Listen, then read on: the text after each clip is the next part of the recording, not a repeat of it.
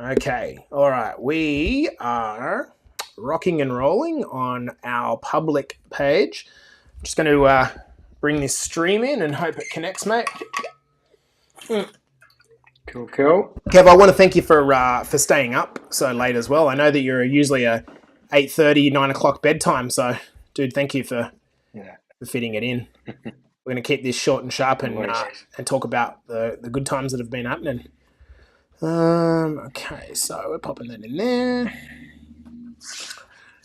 And I'm just making sure that we're live across all the platforms. Are you on your phone, my brother? No, I'm on the iPad. Oh, okay, you want to check in the base camp group? Make sure we're rocking in there, and we're good in the girls group. Okay, we are live and ready to rock and roll, dude. This is going to be a great conversation. To be honest, like I'll wait to ask you when our podcast starts, but I had like no fucking idea of what you actually did. There's so much going on inside our academy that I'm losing track, mate. So yeah, looking forward to unpacking this with you. If you're just joining the podcast, thank Kev. He's obviously staying up late UK time to be able to come in and do this podcast with us. Hey, Stewie. Hopefully you got value out of our UK call. We're going to start this one in 1 minute. And, of course, I'm here with the Flying Baldman. Are you looking for the... Is that a new tattoo that you've got on the inside of your hand there? No, they're old ones. Show us. No, this one.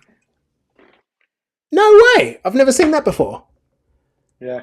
Oh, dude, it's cool. What does it say? Trev Kidd, the legend of what? The legend that is. It's so good. I love that shit. What's going on, guys? I hope you're having a beautiful start to the morning. Hey, Nikki, how are you, champion? Hey, Carls, how are you, mate? I hope you're good. Now, guys, honouring the fact that it is 9 o'clock. No, 10 o'clock. 10 o'clock? Your time? No, it's 9 o'clock. 9 o'clock. UK time. We're going to rip straight into this podcast so Kevy can hit the sack. Look at all the boys coming in the group. I love it. So, team, you ready to get started, Kevy? Ready to pack this out?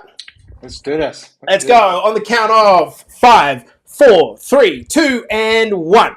Welcome back to the Better Body Academy podcast. This is the podcast that you come to when you are sick of the dumb diets, unsustainable workout programs, and you're crazy enough to run fucking 24 hours straight like the bald man that you're seeing on your live feed here. Welcoming to the podcast for what must be the third time you've been back, isn't it, Kev?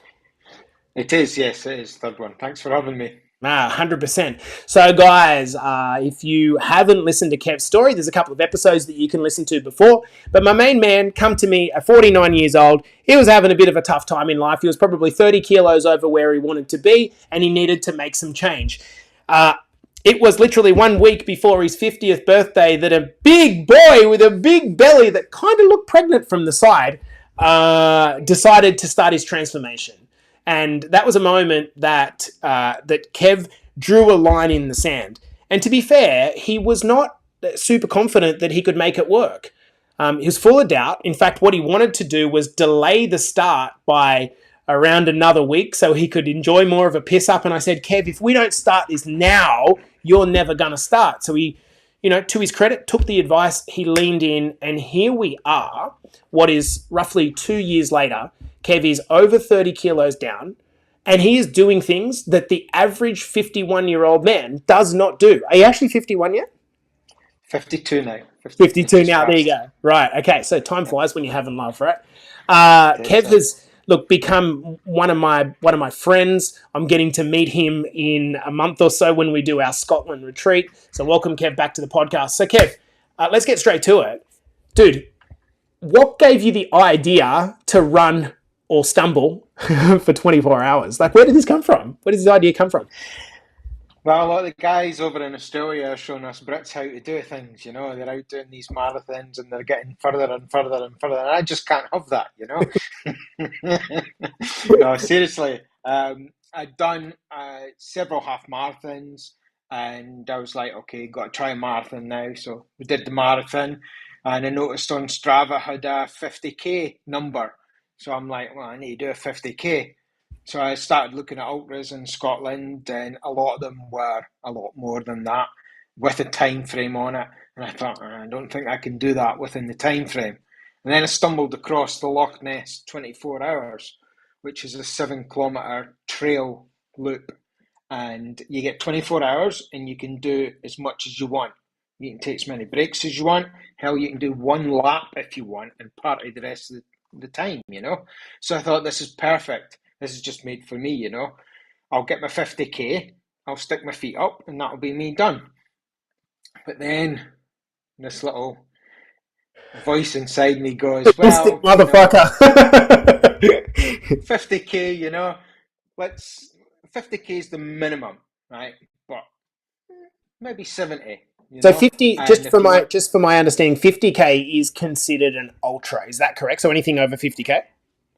anything over 42 Okay. Over standard is an marathon. ultra. Okay, great. Okay, thank Yes, you. Thank you. Yep. yeah. So, but 50k was the number that was on Strava that it gives you all the times and everything like that for. So that was the one I was wanting. Right.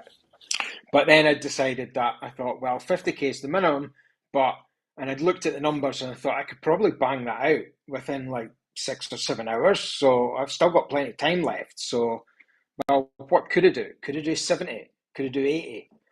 And I thought, Okay, so well, hang I on. could maybe have Hang on, wait a second. So when you ran your marathon, which is 42 kilometers, how long did it yeah. take you? That took me 5 hours and 5 minutes. Okay, so 5 hours, so call it 5 hours to do 42 kilometers. Now you've obviously Yeah, been presented with a 24-hour window, right? yeah, So you yeah. thought to yourself, okay, well, if I did 42 kilometers in 5 hours, then it's not going to take me 17 hours to do another 8 kilometers. So you were like, That's right. how far can I actually stretch this? So did you have a That's right. goal? Did you have a goal going into the event that you did? I had three goals. First one was 50 was the minimum, non-negotiable. That's what was happening. Oh. Okay, didn't matter if I crawled it or did it. That was it. 70 would be nice, right? And a far out goal would be 100. And that was the three goals. 100 kilometers. Yeah. And Now, I remember you came to me approximately, it must have been 6 months to a year ago, and you had this idea where you said, hey, Jace, I want to kind of see if there's anyone that wants to meet up kind of virtually and do a 24-hour BBA walk where we just walk for 24 hours for charity or something to that effect, is what you said. Is that where you kind of started looking for ideas? Like, what is this like? Because this sounds like a bit of an extension of that idea. Because I remember floating the idea and this just being like, everyone's like, Kev, you're on the piss. Like this, this is not a good idea. Like, how did it get to obviously finding this thing? it's just basically a progression of what I've done. For 20 or 25 years, I've sat and played video games and got fat, you know? Those are 25 years I'm never ever going to get back. And suddenly I'm able to do some serious shit now, you know? Climbing Ben Nevis, I'll get the mountain right this time. Yeah. And the Snowdon and Pikes and things like that, you know, down in England. I, I couldn't do them 2 years ago, you know? I probably couldn't do them 10 years ago. But suddenly I've become addicted to this sort of, well, what can I do? You know, what if I can do that?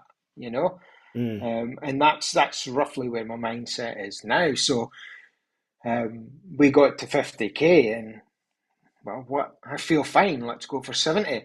You know, but I wasn't fine. I was actually pretty gusted at 50. And if we look at like the way the course is set up, if I'm understanding correctly, it's a 7K loop. So it's not as if you're running in like spectacular scenery that's new around every corner. It's like literally the same. So if you did 100Ks, you've done what, something like 14 or 15 laps, right, of the same Yeah, thing. it was 7 point something kilometers. So Right. by the time I'd done the 14 laps, Garmin said I'd done 101 kilometers. So I was like, that's me, I'm tapping out because 14 times 7 is only 98. Yeah. But I'd got 101 on the Garmin, and I was like, "That's it. I couldn't have done another lap anyway, even if I wanted to. Okay, There's no way." so let me get into your head a little bit, right? You kind of talked about the challenge, and by the way, if you're listening to the podcast live and you want me to ask Kev a question, please pop it in the comments. What is what is driving this? Because you said to me a while ago, you said after the marathon, this is the last thing I'm doing, right? And then all of a sudden, before you know it, you've signed up for something 10 times more sadistic. Like, talk to me what's going on in your head. It's the whole what if thing. For me, it's like, well, what if I can do that? Instead of me shutting things down now and saying, "Oh, I can't do that. I can't do that." I'm more thinking along lines of, "Well, what if I can do it?" That sounds like fun. And what an achievement that would be if I could do it. Mm, mm. That sort So, of thing. so is there any kind of like feeling of you like the idea of external applause, or is this something that is like, is there something unfolding in you as you do this that is kind of either something coming from the dark, from a dark part of you, or something that's feeding a growth in your self-belief? Like, I'm trying to understand the motivations of people like yourself and Nick Friend and Clint Guyot, who maybe it's redemption, right? Maybe it's this kind of idea that I spent so fucking long feeling like I was like a prisoner to my health. Now I have the ability, and I recognize, because all of you guys are over 40, right? It's not We're you making doing up for lost time. it. We're Is making this up for part of it? lost time. Yeah, for me it is. For me it definitely is. I wish I'd met you when I was in my 20s. And started all this back then. Because what I would have achieved by now with this mindset back then, Mm. Everest could have been on the list then. Um, Who knows? is that something you could actually? We'll talk about where you want to go with it in the future. What has actually? Could you kind of describe for me, if you can? It might be hard. What's actually changed in your mindset? Because I think that losing 30 kilograms, like, physical change is doable when you just change what you do, right? It's like A equals B type thing, right? What's changed in your mindset?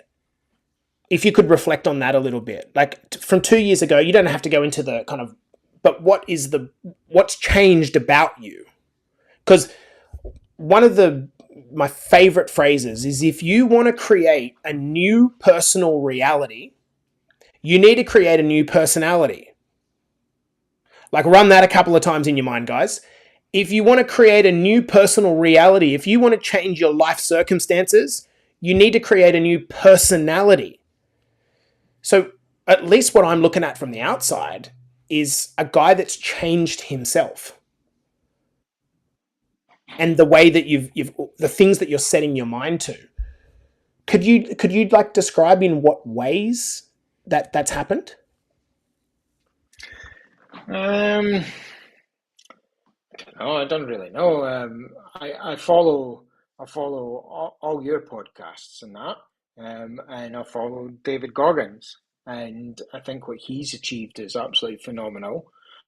And I think I used to think a lot of the stuff that he said was just for likes. He used to make some of the stuff up and that, because some of it just sounds absolutely far extreme. But when you actually start doing what he's done, you experience it as well. And there's many times when I've set out to do something, and like at the Great North Run last year, I got about 15 kilometers into the half marathon, and I was done. I couldn't go any further.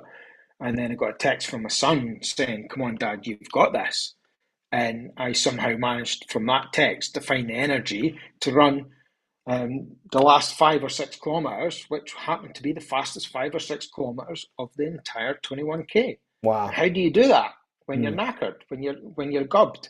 It's mind over matter. And again, it was the same at the weekend there. I got to 50K, and I was done. My body was checked out, and I'm like, I want 70. I want 70, and I just kept going, and eventually, the body, the pain in the legs, and that it all disappeared, and I'm like, I'm good.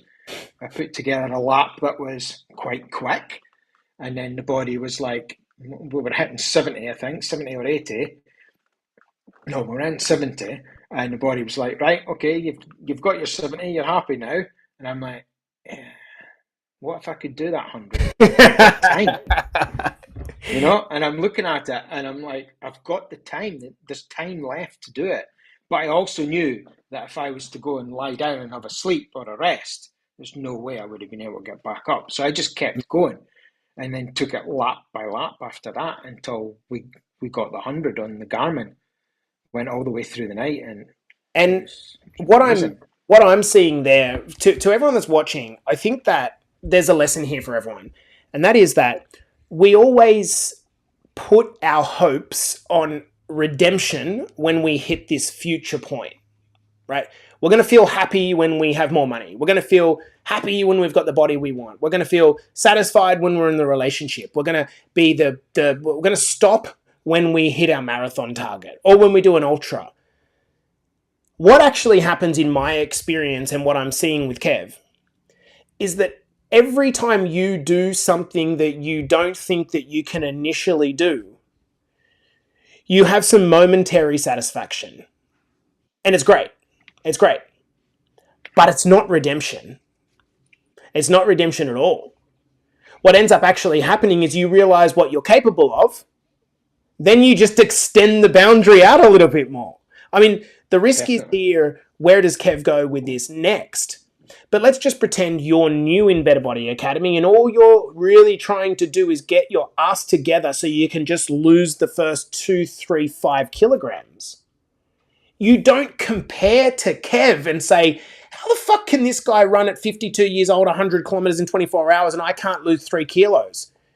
You're comparing Kev's chapter 100 to your chapter 1. And as a consequence, it's taking the focus off you and yourself and putting it on external things. What we always need to be doing is looking towards people and becoming inspired by them, like you will be for what Kev's done here, but then bringing it back to what's the thing that I'm working on? What can I focus on? And Kev, I'm just trying to put myself in your mind so you're kind of at that 50K mark, 60K mark. What is the looping story that you're telling yourself? I'm guessing it's not. I might be wrong. I'm guessing it's not, oh, you're awesome, Kev, and this is so fun. I'm guessing it's going to be some dark shit about wanting to quit. No, actually, it was your voice that was going off in my head. Shit, that's bad. It was. Stop telling yourself a shit story. You've got this. You can do this. And I just repeated that over and over again. Okay. That's what it was. This takes an incredible amount of self-awareness to be able to tell that story. What most of us do, myself included, is when things get hard, we start to negotiate with ourselves, right? We start to say, I didn't really want to do 100 Ks. I said I'd be happy with 70. We start to do that story, right? We start to negotiate with us. I didn't like, I said that I was, but it's okay if I'm 5 minutes late. It's like, and that's the negotiation. And if you give into the negotiation, you drop your own personal standards, you start to go backwards. The voice of awareness kicks in, and this happens in whatever pursuit. The voice of awareness kicks in and you say, fucking caught ya. I caught you. You say to yourself, I caught you. That's the story that you always tell yourself. That you can't do it, you're not enough, you can't be enough, you don't deserve it. Who tells themselves that story? Let me know in the comments. It's the story of self-limiting beliefs that are turned over and over and over again about why we're not good enough, how we don't deserve it. If in the moment you can learn to tell yourself another story, this is where you start to change the program. The program that contains all of your habits in your subconscious mind. Fucking hell, we could go so deep on this, Kev. It's not even funny. Let's turn your attention to like, okay, so you've run basically for 24 hours and 100 kilometers. What do you do next? Like, you must be in pretty sore state at the moment, surely. Yeah. I mean, I was sore after the half marathon. Third day, I was okay. I was back running on the third day. I was sore for 2 days after the full marathon, but third day I was back okay. I was running again, and I'm thinking to myself, what am I actually capable of? But I must admit, I've gotten a bit of a fright this time. My legs swelled up, my calves swelled up. They looked like they were twice the size they were before. Yep. Had to get carried into the house from the car when we got back. It's all in ring doorbell. It's not pretty. My wife haven't helped me out of my bed, helped me to the toilet, helped me into the bath, and I thought to myself, I'm like, this I didn't expect this, so I've had my eyes opened a wee bit, but glad to say I'm going back to work tomorrow, and it's day 3, so I seem to be healing quite quick. Have you seen a transference in your self-belief from doing hard things physically into other areas of your life? Yeah. I was, take my work for example. I wasn't one of the best. In fact, I was pretty much near the bottom for KPIs and stuff like that, before BBA. And then I'm one of the best that's there now, so KPIs were smashed every time for like the past 12 months, so it's everything that you kind of do, it all filters into the other aspects of your life, marriage is better than what it ever was, mental health's absolutely amazing, everything's ticked, all the plates are spinning very well, none of them's falling off the poles, so it's good. Dude, at the moment. So freaking good. And you're getting plenty of comments saying amazing. So guys, we're going to leave it there. I don't want to carry this on, too long. I think that the goal of this podcast was to, while it was kind of fresh, to be able to capture it and just remind you that you can take inspiration from another person that's possibly and probably a fair step ahead of you, but you don't compare. That's not the goal. The goal is when you can get to a point where you can be genuinely happy to see another person push themselves and succeed, and you can then use that as inspiration in your own life, that is the height of emotional intelligence. That is the height, in my opinion, of, I don't know what you think, Kev, but of like personal development. When you can look at another person and as opposed to being jealous or making yourself feel shit as a result of looking at someone else that's doing well, if you can look at that and say, hey, what can I learn? What leverage can I create out of what this person's done? If Kev can do it, maybe I can do it. And you're growing as a person when that starts to become your language. Guys, we're going to leave the podcast there. Kev, mate, fantastic effort, dude. Super proud of you. To be honest, there is so much going on in our academy at the moment with people doing these feats, and I can't fucking keep pace. I had to message the UK group yesterday and say, so what exactly did Kev actually do? So to all of you that are having a dig and pushing, congratulations, because if you're not improving, well then what's the point? I don't know. We just stay in the same spot and slowly tread on the eggshells and walk towards death. For me, that's not existence. Anyway, just an opinion. Thanks for coming on, Kev. This has been the Better Body Academy podcast. If you would like to do me a favor, please share the podcast. It would mean the world to me as we can take this message out to the masses. I'll see you guys in the next episode.